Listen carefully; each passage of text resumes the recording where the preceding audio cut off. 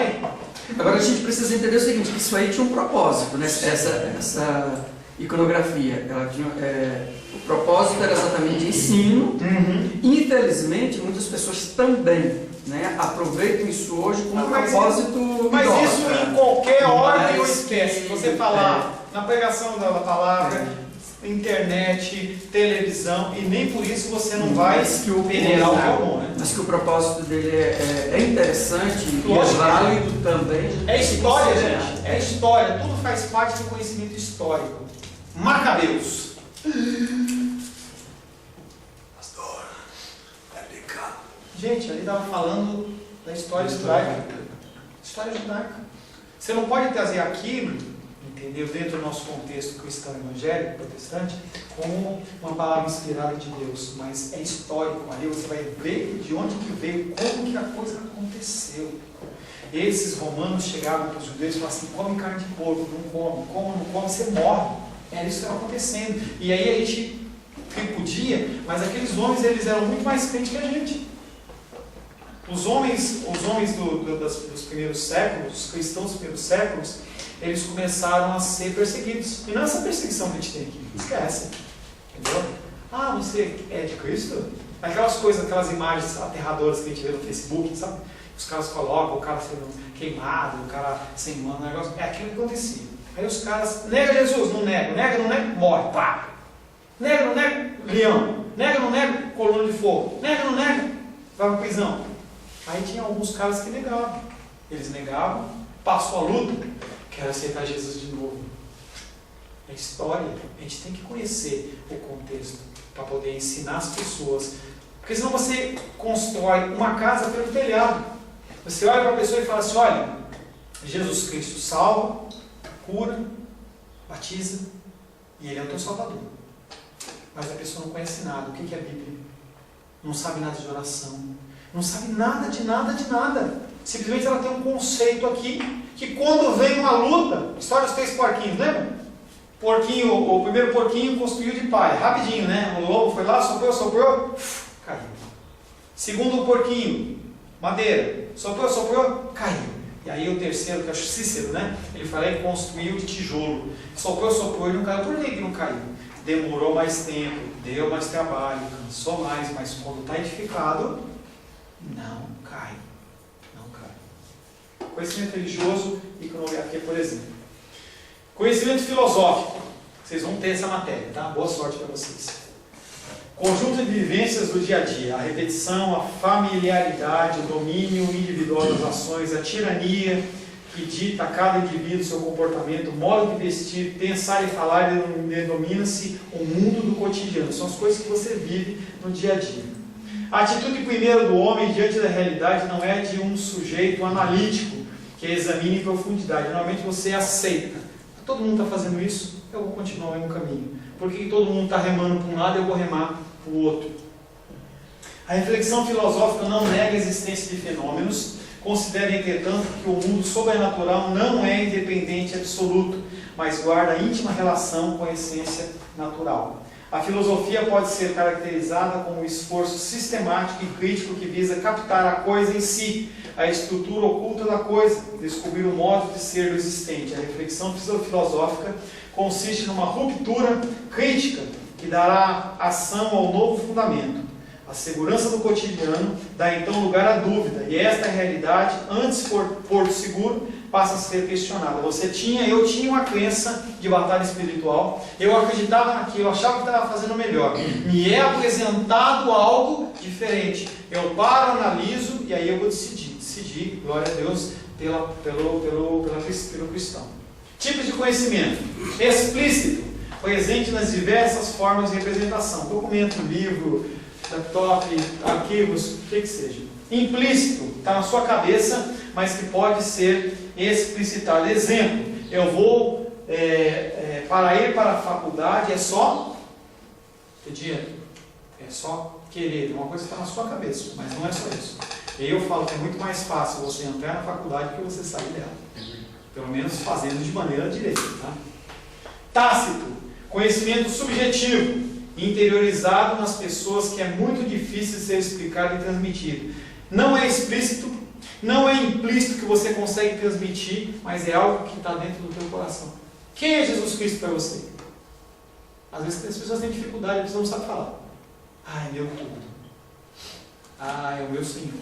Mas a pessoa não sabe explicar de onde vem a fé dela. Aonde que é alicerçado o que ela está dizendo que acredita.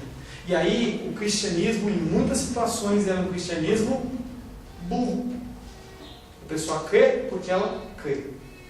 Eu não posso dizer que não acredita. Eu não posso questionar. Você tem que ser burro. Tem um afresco, um grafite do século XVIII, que estava lá. É uma figura de uma cruz e tinha um burro. Uma cruz e um burro, ele crucificado. E aí estava lá, Alexa Menos, que é o nome da pessoa, adora o seu Deus. Então a pessoa adorando um Deus burro. Como é que esse Deus, ele sendo Deus, ele se permite ser colocado numa cruz? É um conceito que as pessoas não entendem. Isso é um conceito tácito. Você sabe mas não sabe explicar como chegar lá. Noção atual do conhecimento. A noção que se tem hoje do conhecimento científico é influenciada pelos pontos de vista de Círculo de Viena, lugares, pessoas como, por exemplo, o Catecismo de Westminster, de Heidelberg, as pessoas se reúnem para estudar. Karl Popper e Thomas Kuhn são pessoas importantes dentro do conhecimento científico, dentro dessa matéria de metodologia científica. E eles são importantes pela sua influência nas suas propostas, e aí é uma palavra que parece que está xingando. Propostas epistemológicas. O que é uma epistemologia? O que é uma epistemologia? Rafael, né? Rafael Lê. E o que é epistemologia? Me esqueci. Será que é no sentido etologicamente? Esqueci. Tem etimologia e epistemologia. Epistemologia são princípios. Basicamente são princípios. Toda ciência, todo conhecimento tem epistemologia. São coisas que regulam. E aí, eu não lembro se eu vou falar. São os pressupostos. Né? Pressupostos. Tá? Eu acho que está mais para frente. Tá? Psicologia pode ser na Bíblia, pode ser na palavra, pode ser usado por pastores. É bíblico usar psicologia? E aí você tem que analisar os pressupostos epistemológicos da psicologia, entendeu? E você vai identificar lá que todos eles, sem exceção, eu não lembro se está para frente, se tiver a gente vai citar, todos eles, sem exceção, tiram Deus da jogada. E o nono, que é o último, ele fala assim: você pode até ter um Deus, mas ele tem que fazer a sua vontade.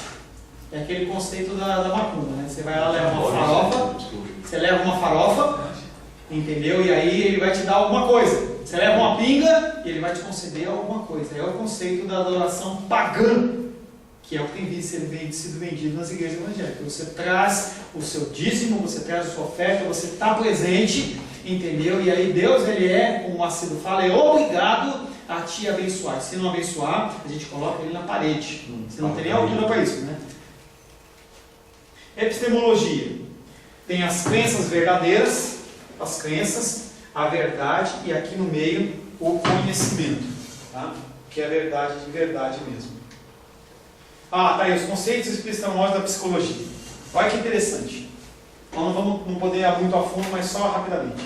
Naturalismo. Todos os fenômenos são explicados mecanicamente em relação a causas e leis naturais. Se opõe ao sobrenaturalismo. Tudo que é sobrenatural, tira fora.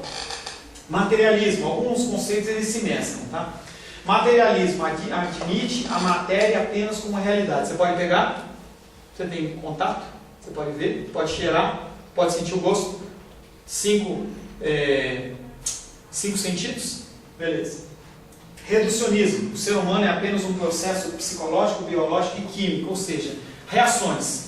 Se você estiver com calor, você coloca a blusa. Se estiver com frio, se estiver com calor, você tira a blusa. Se estiver com frio, você coloca a blusa. Você encontra uma mulher, entendeu? Como homem encontra uma mulher, e aí eu me atraio a ela. Quimicamente algo acontece e aquilo é uma química e reducionismo. Determinismo. Tudo no comportamento humano é determinado por leis naturais. Não há, novamente, leis sobrenaturais. Evolução. Todas as coisas tiveram origem no processo evolutivo de coisas mais simples. E aí eu fico imaginando você pegando um CD, entendeu? E deixando ele 5.000 anos num lugar e ele, depois disso, ele vira um Blu-ray, entendeu? É isso que o cara fala. Basicamente é isso. Entendeu? Você tem uma célula, e ontem o filme tinha bastante disso, você tem uma célula unicelular, e aí ela se divide em duas, e aí divide em 3, divide em 4, aí mitocôndria, e vai embora, e aí a mesma célula, ela gera um bolo de chocolate, ela gera um elefante, ela gera um automóvel, teoria da evolução.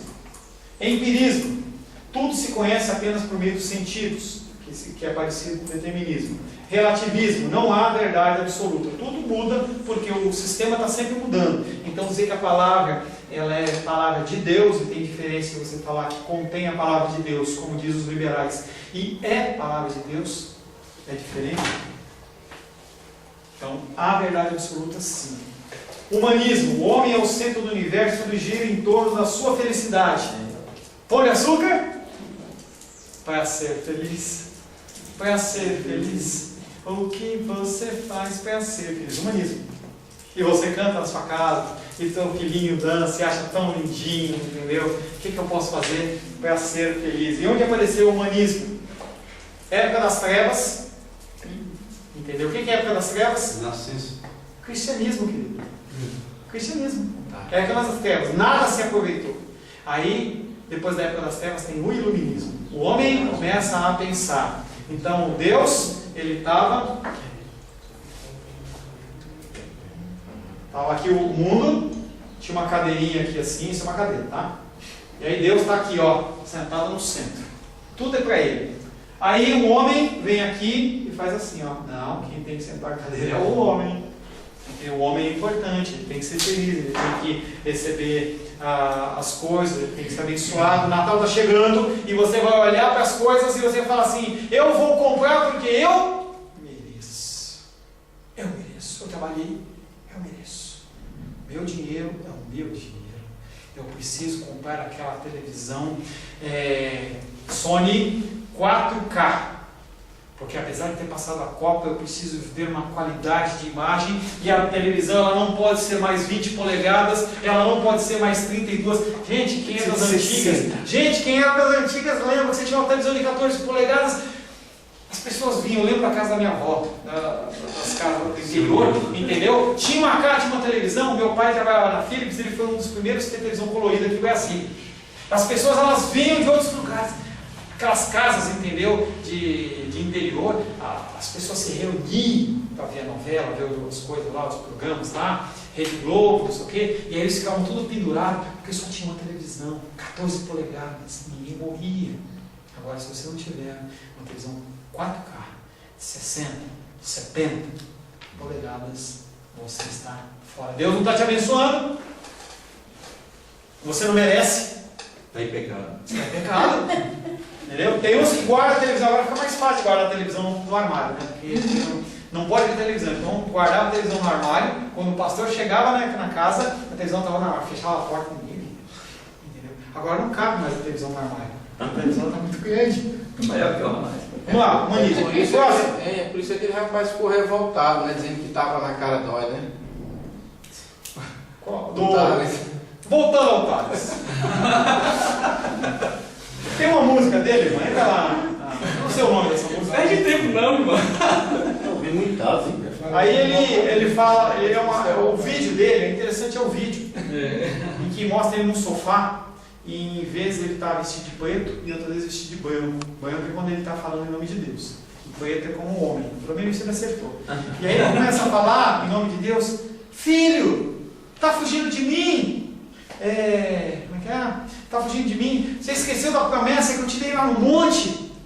Aí faz um barulho de porta, assim, pá! E filho, porta na cara dói, dizendo que o homem ele tem o direito de bater porta na cara, e Deus chorando, Deus diz: volta, eu tenho o melhor para você. É a música do Thales. Vamos lá, ocultismo. Não perder tempo isso não. Mas não está gravando, irmão, na internet, você vai ouvir isso aí. Ocultismo. Último. Isso aí, gente, isso aqui para definir psicologia, isso aí se for fazer psicologia, você vai ensinar a aprender isso aqui, tá? Então você tem que passar por esses conceitos. Por isso que no Brasil, em especial nos Estados Unidos não, no Brasil, se você quiser falar de Deus, os caras vão te caçar o teu CR alguma coisa, CRP mesmo? Tira o seu CRP. Ocultismo. Admite-se a realidade da espiritualidade. Engraçado que ele vem negando, mas aí, para acomodar, entendeu? Porque tem o id, tem o ego, o superego e o id, que é o meio, não é isso? Tem o que você deveria ser perante a sociedade, o que você deseja ser, que é aquela perversão total, e aí tem que acomodar. Então coloca no meio. Então, já ouvi pastor falar assim, olha, você está no louvor, você está jovem, entendeu? Você está orando, você pode ter relação sexual, mas usa camisinha. Porque se eu não engravidar, não tem problema. Tá? Ocultismo. Admite a realidade de espiritualidade, mas uma comprometida com o quê? O bem-estar do homem. A partir de deuses que se colocam a seus serviços. Então você tira até o conceito da divindade grega na história, porque os deuses gregos, os deuses gregos, eles tinham que ser servidos. E nesse conceito, não, o Deus, ele está apenas para atender as necessidades dos homens. E aí eles pegam textos como aquele de que os anjos são espíritos ministradores, como se fosse anjo vindo fazer a vontade do homem. Negativo. Se eu tenho um crédito contigo aqui no céu, Senhor, posta aqui no meu lado direito um serafim de fogo, do lado esquerdo. Crédito.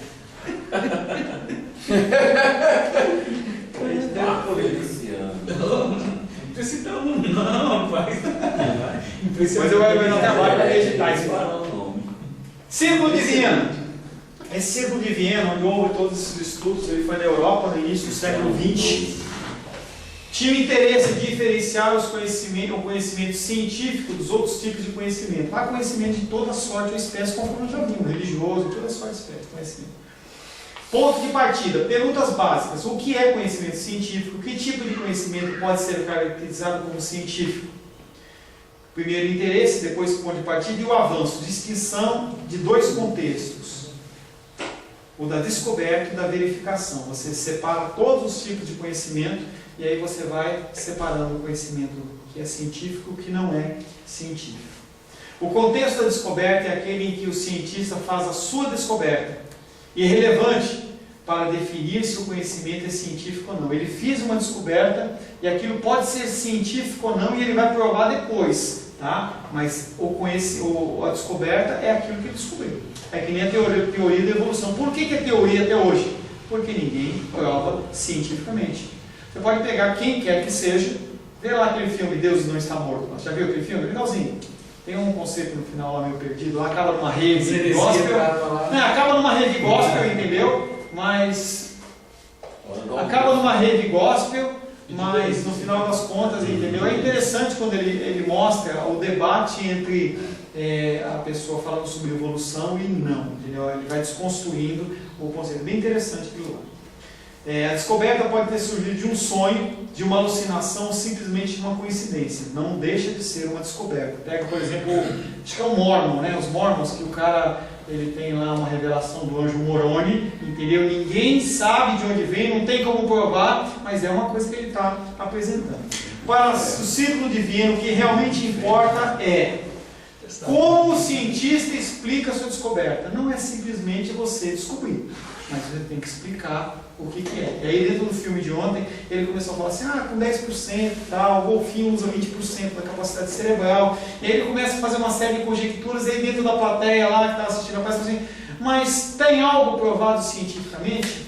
E aí o Morgan Freeman olha para ele e fala assim, não tem nada provado cientificamente não, são apenas hipóteses, ou seja, não é científico. Eles mesmos se contradizem. Mais 20 minutos para o almoço, tá? O liberalismo cristão e os racionalistas entendem que tudo que acontece na Bíblia e não pode ser reproduzido é um mito ou uma lenda. A Bíblia é repleta de mitos, nós já falamos isso. O acontecimento original, as citações de andar sobre as águas e tal. Círculo de Viena aí.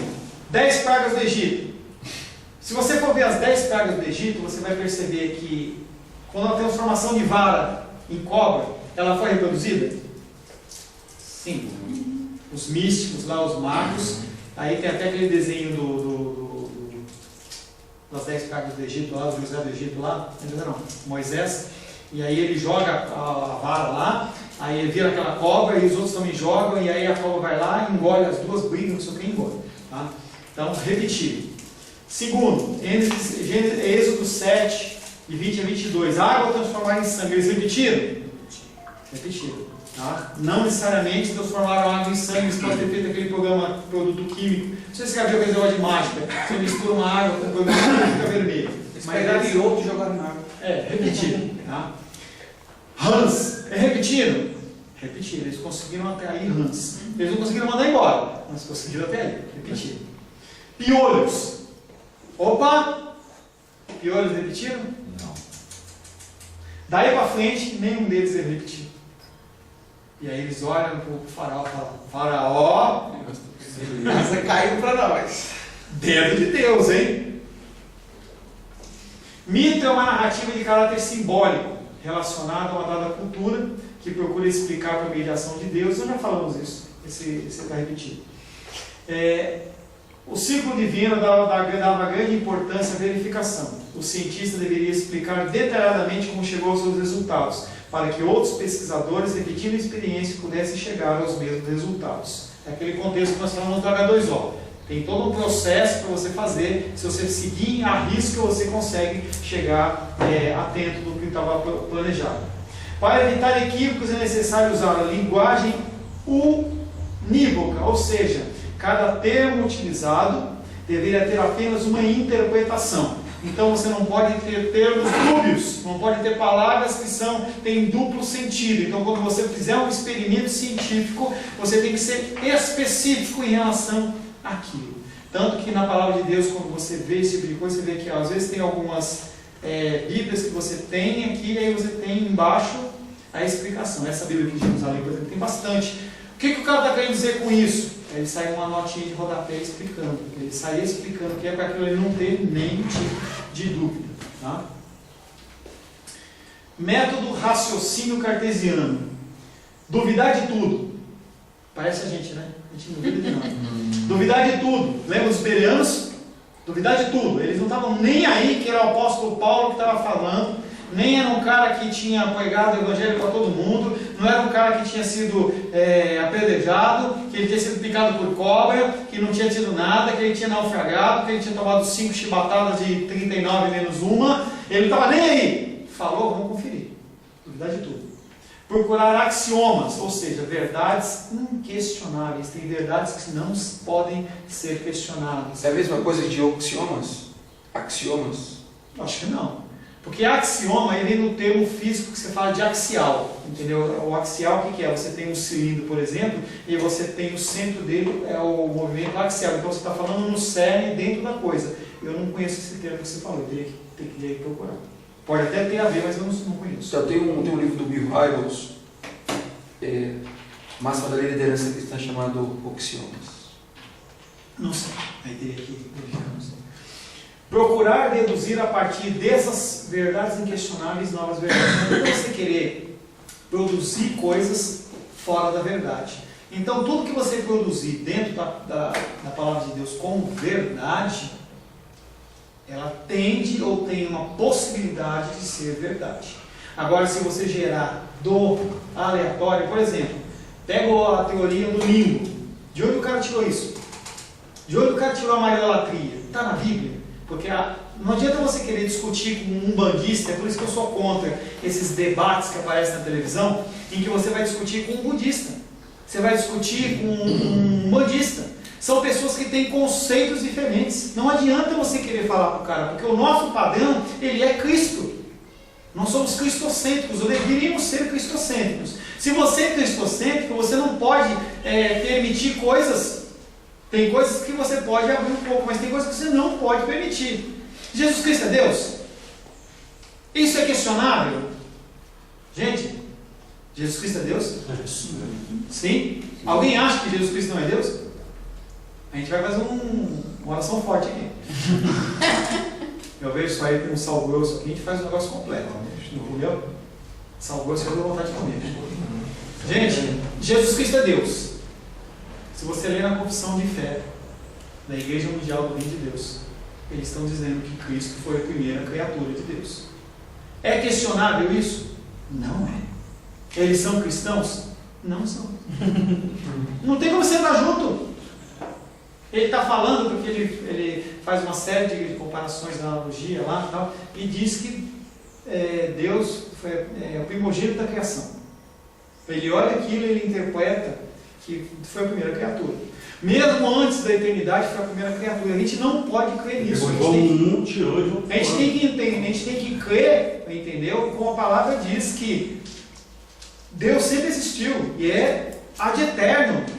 É de eternidade a eternidade. Sempre ouviu, existiu. Deus, o Espírito Santo e Cristo. Como que é isso? A sua mente, a minha mente não consegue entender. Nós não somos preparados para entender esse tipo de coisa. Qualquer coisa que você tente inventar é moda. É coisa que você não vai conseguir explicar. Agora, falar que Cristo é uma criatura, para mim, ele não é cristão. Então, você tem que saber a diferença. Procurar deduzir a partir de axiomas, a partir de verdades centrais, se as outras coisas são verdades. E aí, dentro de Jesus histórico, tem da matéria que eu dou, entendeu? Você tem como comparar, tem alguns critérios, entendeu? Alguns bíblicos, outros não. Por exemplo, eles têm um critério assim, para dizer se Jesus Cristo realmente falou um ensino, eles têm um critério que chama contrariedade. Por exemplo,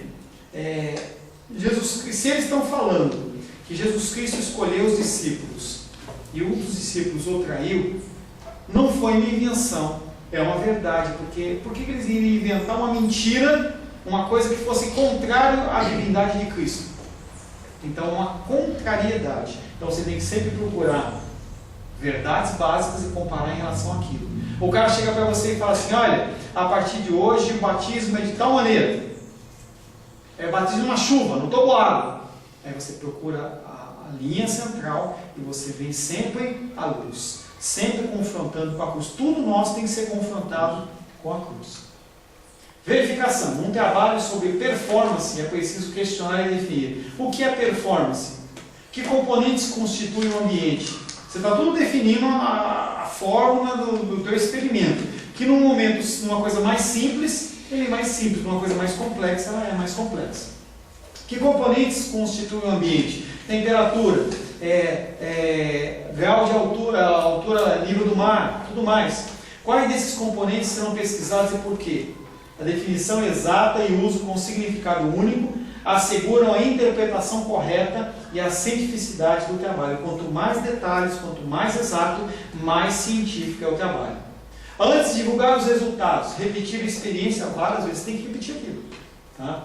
Verificar se chega sempre ao mesmo resultado, jamais se deve fazer juízos precipitados.